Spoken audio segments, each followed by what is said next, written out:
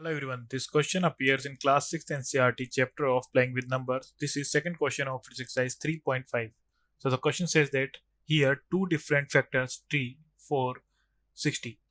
Write the missing numbers. So 60 ये हो जाएगा 6 and multiply by 10.